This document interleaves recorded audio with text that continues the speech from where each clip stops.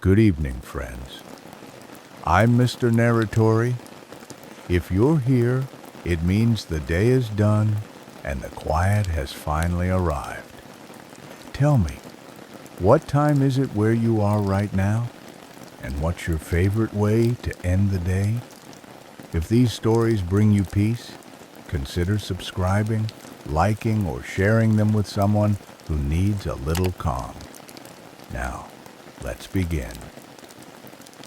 The beach isn't long, and it doesn't appear on maps, not because it's secret, but because it never needed to be found.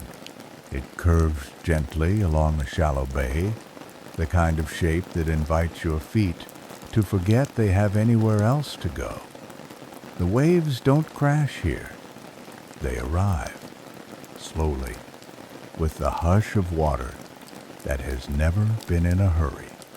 The sky above is usually soft, not gray, not blue, but the color of sleep. I found the beach many years ago, though I can't remember if I was searching for it or if it appeared when I needed it most. The cottage sits just above the tide line, tucked into tall grass and wildflowers, with a porch that faces the sea and windows that stay open through most seasons. The door sticks a little in damp weather, but I like that it means no one comes through it without intent. I live there quietly, with a kettle that hums and a shelf of books whose spines lean gently into one another. There's no calendar, no clock. The sun climbs and sinks with no obligation to be exact, and I follow it the same way the tide follows the moon. But the most curious thing is the cups.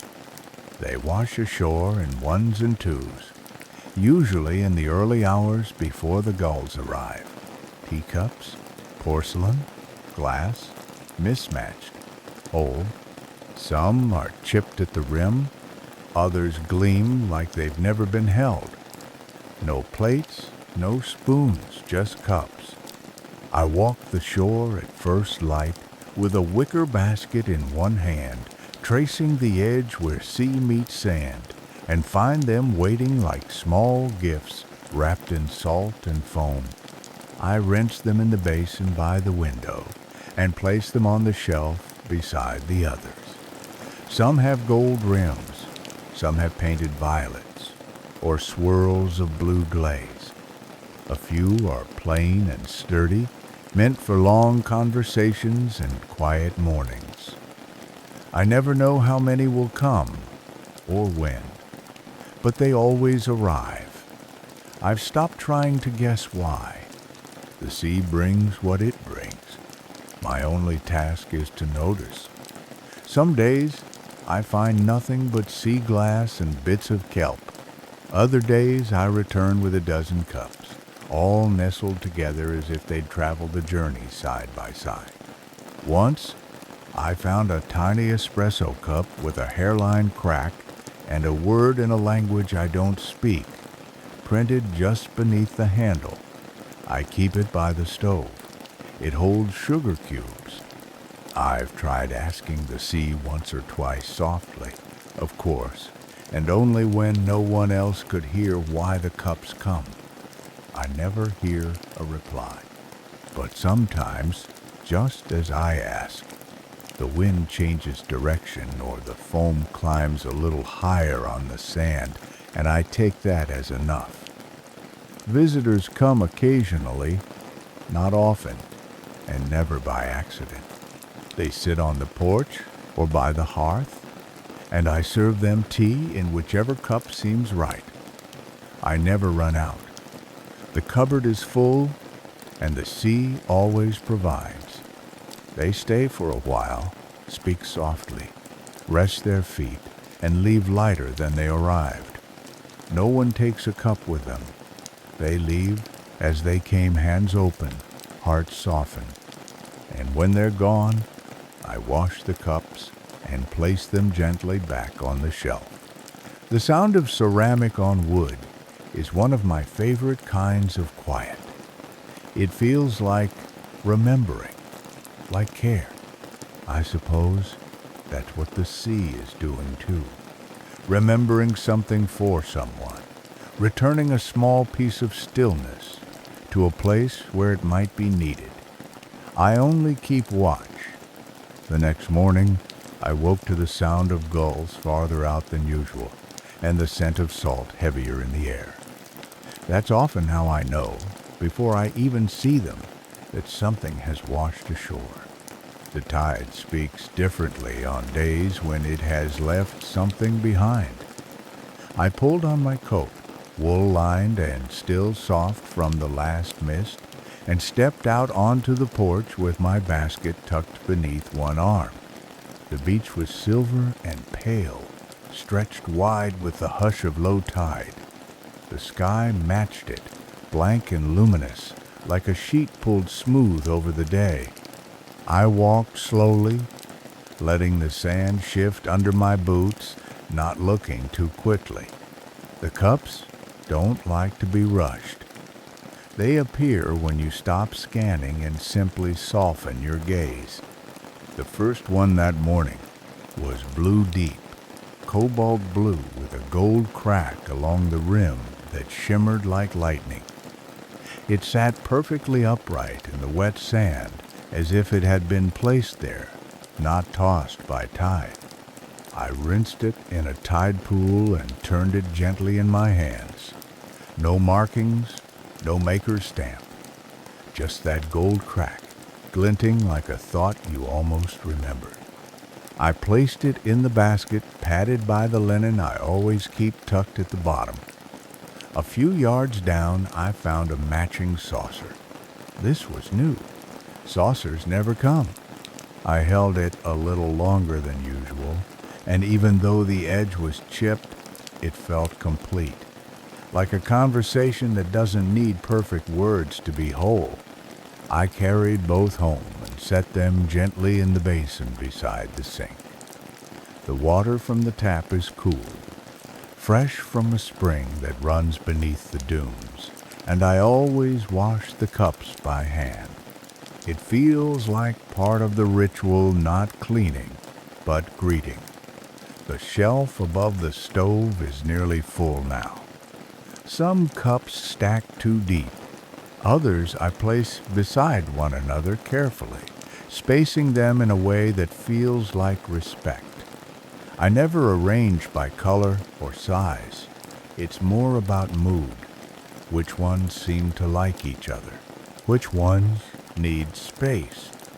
There's one cup white, delicate, and hairline thin that I've never used. It feels too light for tea.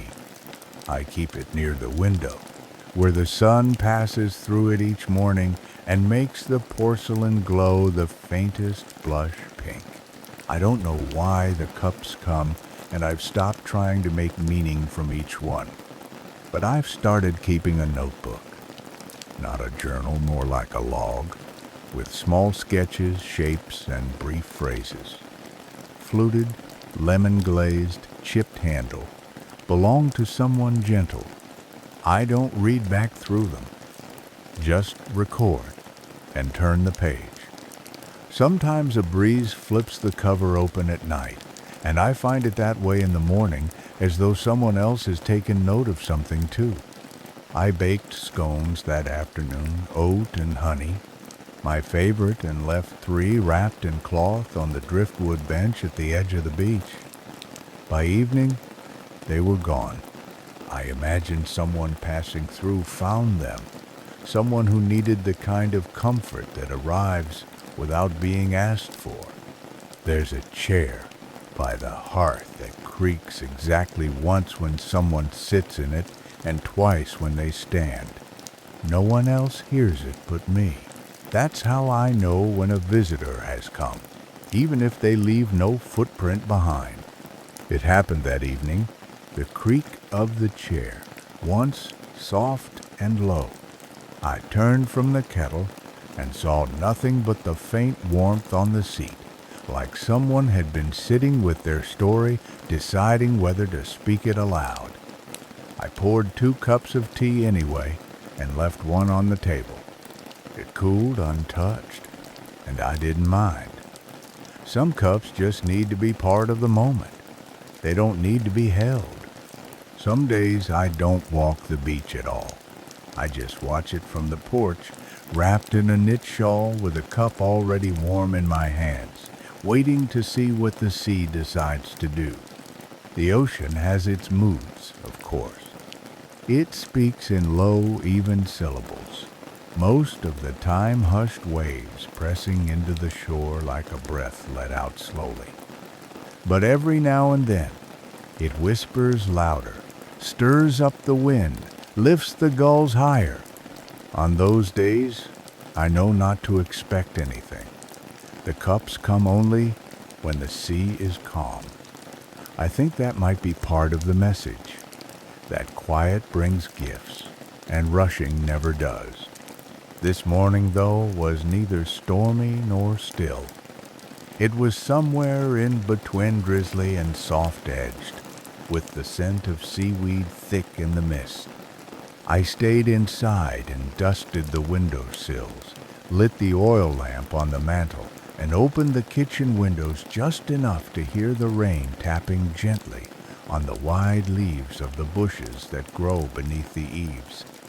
I baked a pear cake and hummed a tune I hadn't thought about in years. My mother used to hum it while drying dishes, always that same 5-note loop, simple and half forgotten, like something passed down without intention. I found myself humming it without noticing, and the rhythm of it made the cottage feel even smaller in the best way, like time had folded inward and made room for something older than memory. When the rain slowed, I pulled on boots and stepped out, basket in hand, more out of habit than hope. But there, it was half buried in wet sand, tilted slightly, like it had nodded off mid-thought a cup I'd never seen before. Heavy, earthen, glazed in a pale speckled cream. No pattern, no shine. It looked like it had come from a kitchen full of quiet meals and morning bread. I rinsed it in the tide pool beside the broken drift log, the same one I sometimes sit on with the thermos and let my thoughts slip sideways for a while. The water in the pool was perfectly still, holding the shape of the cup's reflection like it knew it was doing something sacred. I placed it gently in the basket and found 2 more within 20 steps. One was pink, the other a kind of soft slate. They didn't match, but they sat beside each other like longtime neighbors. I brought them all home and set them out on a towel by the window to dry. Later, while the pear cake cooled, I made a pot of chamomile and lavender tea and poured it into the new cream-colored cup. It was heavier than most, grounding in the hand. I sipped slowly and thought of fireplaces and silence, of letters left unsent, of the way rain smells when it's only just beginning. As evening fell, the wind shifted and carried the sound of a bell distant, maybe from one of the fishing boats farther out, or maybe just the echo of one. Sound travels differently here. It curves around the land and slips into the folds of things, like light through old lace. I sat by the fire with my notebook open, but didn't write. The pages didn't ask me to. Sometimes they're just there to be open beside you. That's enough. I could hear the slow clink of cups settling on the shelf as the cottage cooled. It's one of my favorite sounds in the world. That faint, hollow porcelain hush that says someone has just put something down gently and stepped away without needing to be seen. Maybe I was the only one who noticed. Maybe the cottage noticed too.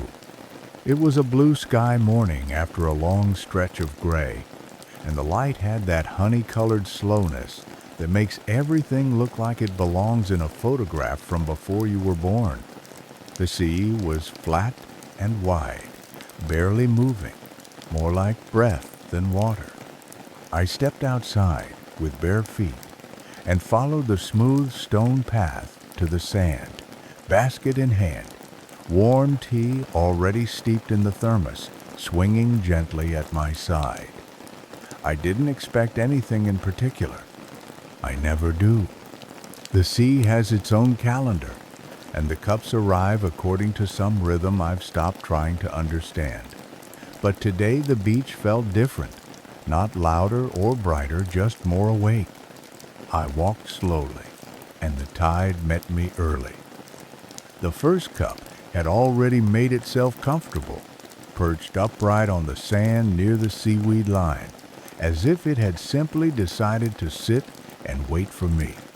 It was green seafoam, almost with tiny gold dots scattered like stars across its side. I held it up to the sun, and the light passed through the porcelain like water through fingers. There was no chip, no crack, no mark to speak of, but it felt used, familiar, like it had been held often by someone who thought quietly while they sipped. I placed it carefully in the basket and kept walking. The tide had left two more further along, nestled side by side beneath the dune grass. One was shaped like a tulip, curled inward. The other broad and wide-mouthed, like a bowl pretending to be a cup. Neither matched. Both were perfect. I knelt to rinse them in the nearest tide pool and caught my reflection in the water beside them, soft, wind-brushed, and slightly tilted by the ripples. Behind me, the horizon stretched out so wide, it felt more like a question than a view. I stayed there longer than usual, watching the way the foam clung to the edges of the rocks and the way the sunlight moved across the shallows. There's a rhythm to being alone without being lonely. It's not something I always knew how to feel. But here, it arrives naturally. The cottage was warm when I returned. The windows had collected morning light like soup in a deep pot, and the wood floor had that kind of creak you only get when something's lived in long enough to become kind. I laid the new cups on a towel and brewed a fresh pot of nettle and mint tea, pouring a bit into the green star-speckled cup just to see how it held warmth. It did well. Some cups leak heat like they're in a hurry to cool. Not this one. It stayed warm as if it wanted the moment to last. I wrote a little in my notebook, not sketches today, just small things. Sun through cup, sand still damp, foam that curls like thought. I like keeping track of what doesn't need to be tracked. It makes the small things last a little longer. That afternoon, I read by the fire, the same chapter 3 times, not because I forgot it, but because it felt better each time. Outside, a soft wind came up from the south and made the porch chimes hum low and steady, like a cat settling in its sleep. I poured another cup and another. When I set them down, each left a ring on the old wood table. I never wiped them away. They're part of the story, two soft circles like little moons, marking where presence had paused. Evening crept in early, the clouds trailing behind the sun like the hem of a long coat. I lit the small lantern in the window, just as I always do, and sat back to listen to the water fold itself into darkness. That night, the wind shifted and brought with it the kind of chill that doesn't need to say anything to be understood. I pulled an extra blanket from the cedar chest at the foot of the bed and let the weight of it settle across my legs like an old friend who knew not to ask questions. The sea was restless, not in anger, just in movement. I could hear the rhythm of it through the window, the slow pulse of waves tumbling over themselves, steady and unbothered. I sat by the hearth, tea in hand, watching the last of the fire glow down into coals. When the wind finally quieted, It left behind a stillness that touched the walls, the floorboards, the shelves, like the whole cottage had exhaled at once. I stayed there a while without meaning to, just letting my eyes wander across the pattern of wood grain and the way the lamp cast golden shapes onto the ceiling. If you're still here with me, I hope something inside you is softened too. Maybe your shoulders have lowered just a little. Maybe your thoughts have slowed, not stopped, just enough to make room for silence. You don't need to do anything right now. Just listen. Let your mind drift like a boat with the oars pulled in. Let the tide take you nowhere fast. When I woke just before dawn, I knew the beach would be full. The sea often leaves more behind after a restless night. I bundled into my coat, basket in hand, and stepped out to the sand while the mist still floated low across the dunes. The first cup was perched on a smooth stone, upright and waiting, its color a soft brown with the slightest green glaze at the lip-like moss on old wood. I placed it gently in the basket and turned toward the sea, where 3 more waited in a half circle just past the tide line. One had a broken handle. One was whole but stained faintly, as if it had carried stories too long. The third was small, painted with thin lines that looked like tiny waves. I washed them slowly in the nearest pool, the surface glassy and still, and watched as the sand shifted beneath my knees with each breath of the tide. I stayed like that for a long time, rinsing, placing, turning. The act of caring for something so simple had become my anchor. Back home, I brewed ginger tea and lit a small candle on the windowsill.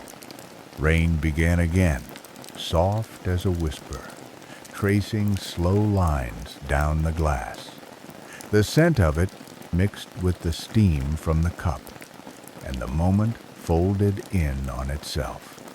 I laid a new linen towel on the drying board and began placing the cups one by one, each with its own space. Even chipped things deserve room, especially chipped things. I sat then, notebook on my lap, and didn't write at all. Some pages are meant to be blank, not because you have nothing to say, but because the silence has already spoken. Are you feeling sleepy now? If not, maybe just settled. Let your breath move easy. Let whatever you're carrying rest beside you for now. You can pick it up again later, or not. This space is still here. The sea will keep bringing gifts without needing answers. The cups will keep coming.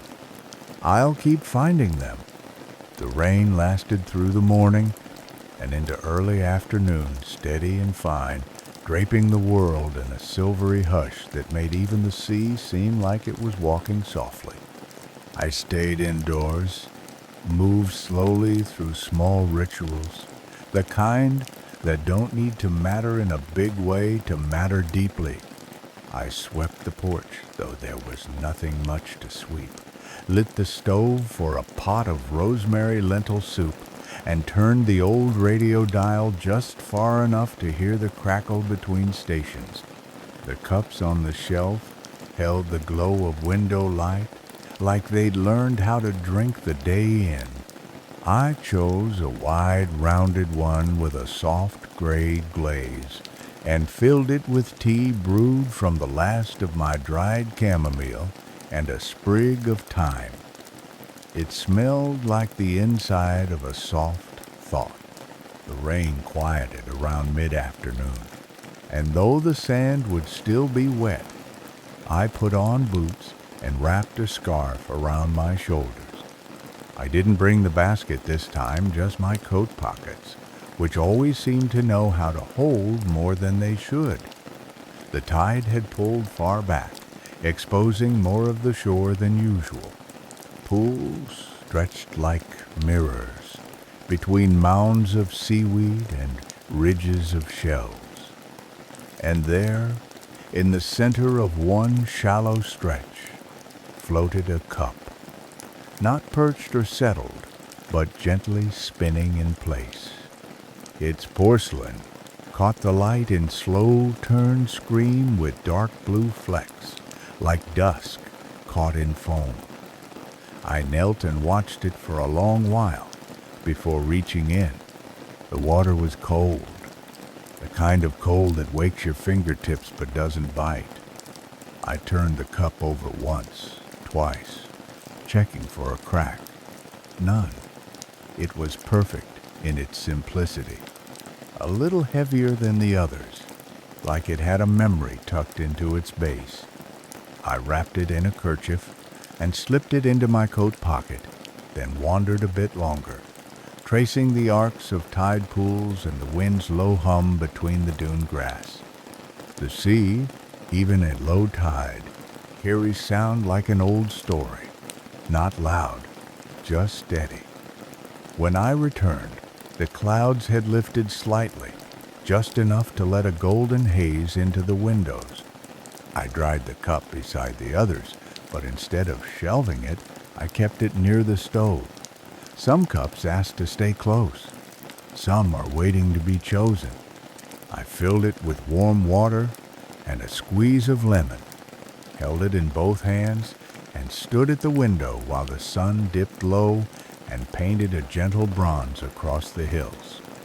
It had been one of those days where little happened, and yet everything did.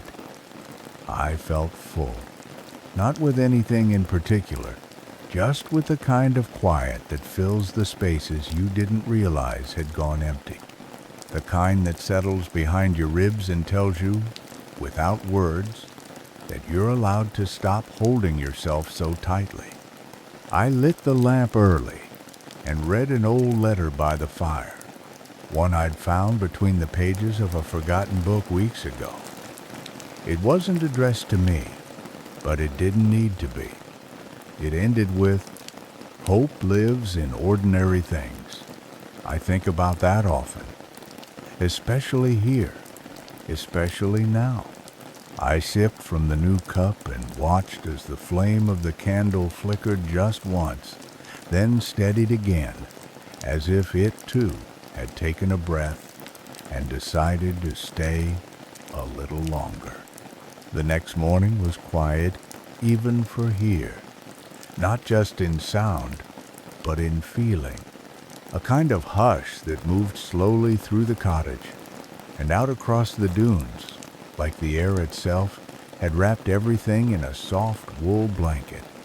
I woke early without meaning to, drawn not by noise but by that particular stillness that comes right before a new kind of light. The windows were silver with morning haze, and the sea was barely a whisper in the distance. I wrapped my hands around a warm mug and stepped outside barefoot. The porch boards cool under my feet, the grass damp with memory. The tide had just turned. I could feel it not in the water, but in the sky. There's a moment here, just before the waves begin to return, when everything holds its breath. I walked the beach slowly, my footprints the only ones, the sand still firm from the retreating sea. The first cup I found was unlike the others, not in shape or pattern, but in presence. It was dark, smooth, its glaze a kind of deep clay red, with 3 tiny indents near the rim, like someone had pressed it gently with a fingertip. It looked ordinary, but something in it felt important. I held it longer than usual before wrapping it in a handkerchief and slipping it into my pocket. Farther along, beneath the driftwood arch near the tide pools, 2 more cups waited, side by side in the sand, half buried like they'd stopped to rest. One was pale green, almost translucent in the light. The other was square-shaped, with soft rounded corners and a small crack down one side sealed in gold. I rinsed them carefully, watching the sunlight scatter through the shallows, and made my way home without collecting anything else. The cottage was warm when I stepped inside. I'd left the fire burning low overnight, and the room smelled of cedar and sea salt and something faintly sweet, like baked pears. I placed the cups on a towel and stood back, watching the way they nestled in beside the others as if they'd always belonged there. The shelf is nearly full now. I thought that might feel like an end, but it doesn't. It feels like the edge of a circle, like something ready to begin again. I poured tea into the clay-red cup and sat by the window. It held warmth well, the kind of cup that stays with you. Outside, the light stretched across the dunes like silk being pulled over a bed, and everything, the porch, the path, the tide, line glowed a little without effort. Some afternoons, I sit and wonder where the cups come from. Not in a curious way, but in a quiet, grateful way. Maybe they belong to someone who needed to let go, or someone who hoped the cup might find the next person who needed it more. Maybe they don't belong to anyone at all.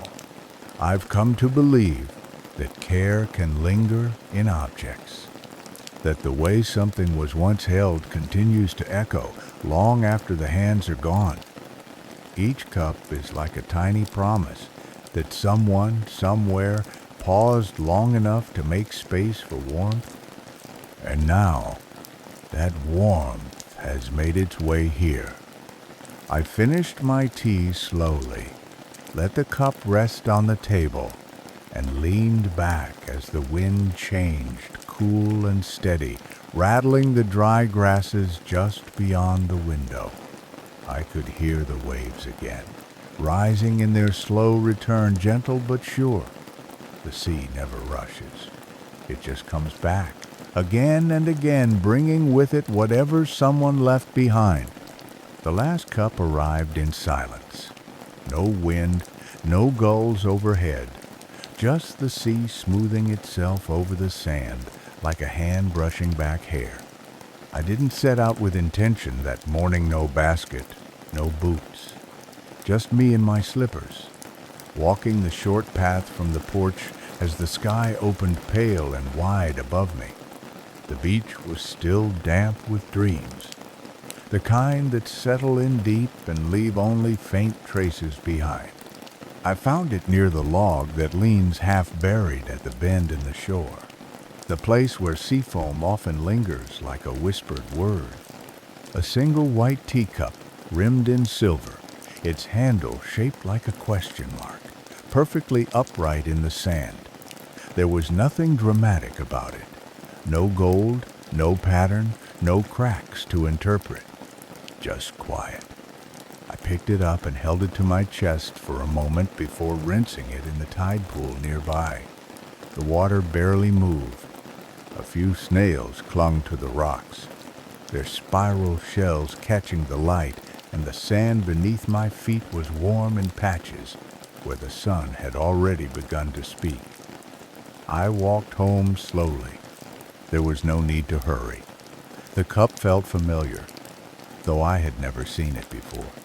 Maybe it reminded me of childhood breakfast, or stories read aloud over chamomile tea, or just of being held gently.